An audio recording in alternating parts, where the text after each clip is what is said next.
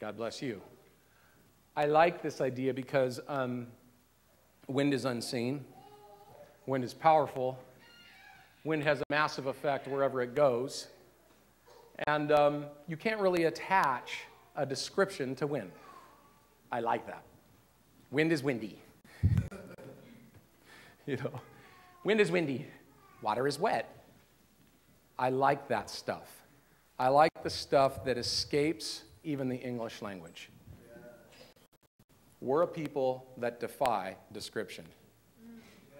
Right?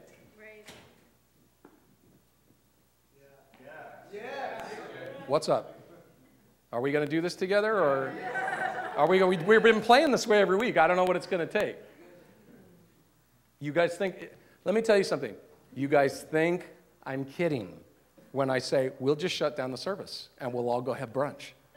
You guys want to do it? Lift yourself up, chin up, shoulders back. Let's do this, and let's do it together. Let's do it together. Come on. Rise, O fallen fighters. Rise and take a stance again. He who fights yet runs away. You're going to live to fight another day. Let's finish our fights this morning. Part of the fights that we're engaged in is life. We are appropriating life this morning. Jesus said that he came to bring life, and life super abundant. That's something that is true, but it's something that we have to appropriate. We force the slipper till it fits. I know a lot of people come in with a lot of burdens and a lot of baggage. But the reality is that, you know what? We're going to have to fake this thing till we feel it. And sometimes I seriously, most of my days are going, I don't care what it looks like. You're bigger, I don't care even what I feel right now. You're bigger.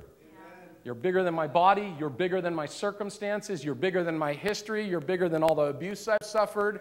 You're bigger than my doubts. You're bigger than my fears. You're bigger, and I'm attached to you. I'm attached to you. Most of us aren't clinging like Mary to the Lord's feet hard enough, right? We're somewhere out here. We live these external lives, all like, it's the person who gets stuck out there somewhere. Most of us in reality aren't even in the building. Most of us literally are at brunch or in tomorrow, but we're here now, right?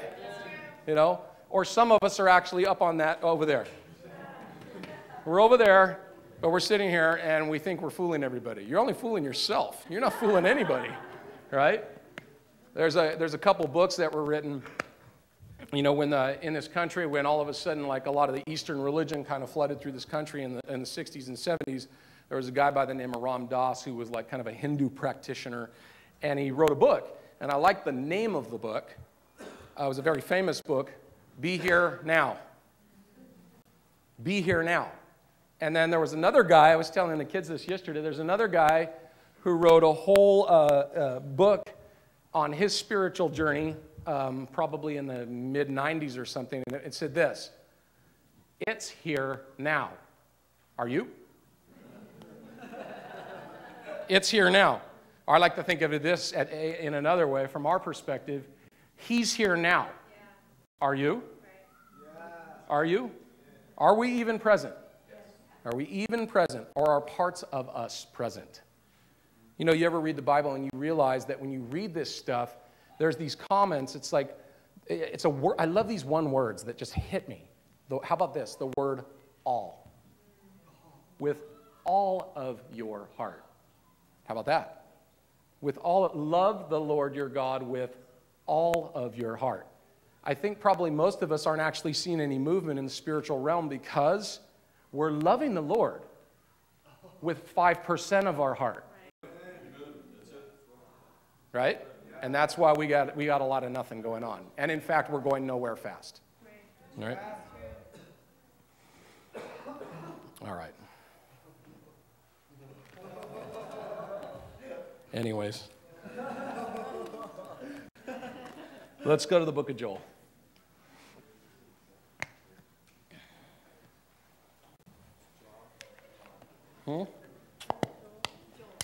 Joel.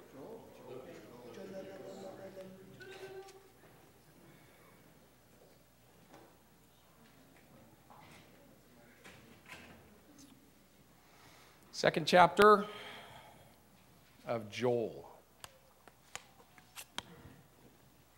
I honestly think we have the best view of any church I've ever been in.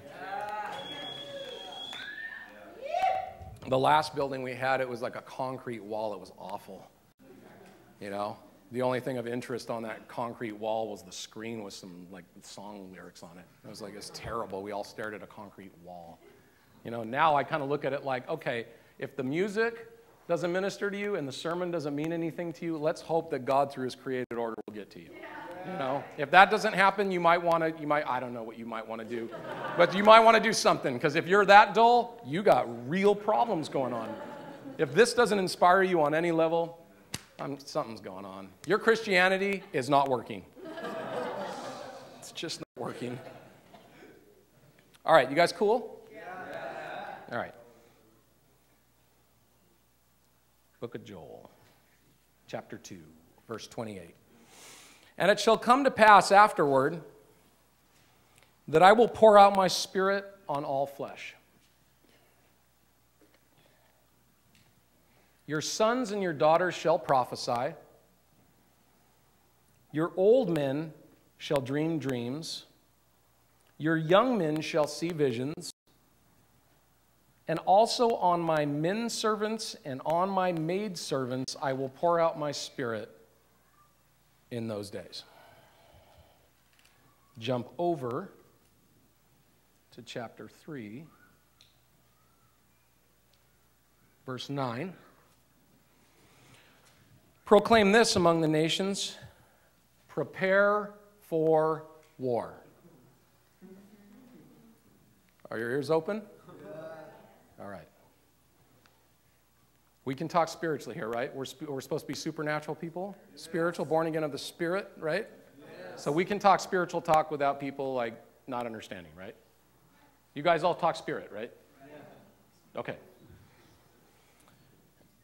That's where we're going to go today. We're going to talk spiritual talk. Proclaim this among the nations, prepare for war. Wake up the mighty men. Let all the men of war draw near.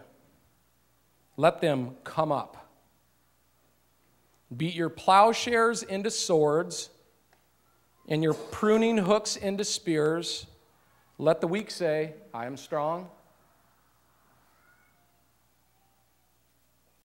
Let the weak say, yes, you are. Assemble and come, all you nations, and gather together all around. Cause your mighty ones to go down there, O Lord.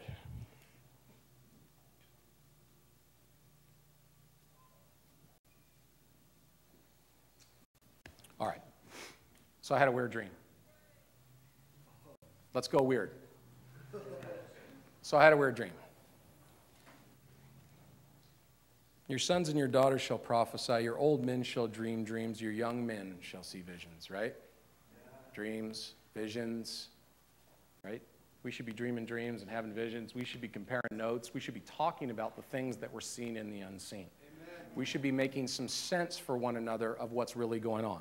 Right. Jesus, when he addressed the problem with the people then and now, the problem was that they would be ever seeing but never perceiving, ever hearing but never understanding, because the hearts of the people had grown dull, right? Time's up. Amen. Time's up, and the time has come. The kairos has come. It always has been. It always has been. But what I believe we need to do as a body is say, now. Yes. All of creation groans in eager expectation for the sons and daughters of God to be revealed. Right? Yeah. The created order is waiting on us. Yeah. Now, that's not someday. Maybe the sons and daughters will be revealed. From God's perspective, there always are two perspectives, God's and ours. Now, what we're trying to do is actually yoke ourselves or align ourselves with God's perspective, or what Paul says, the mind of Christ. Correct? Yeah. We're not trying to think carnally. We're not trying to have our thoughts stuck on the earth and stuck on earthly or material things. We're a spiritual people. We're a peculiar people.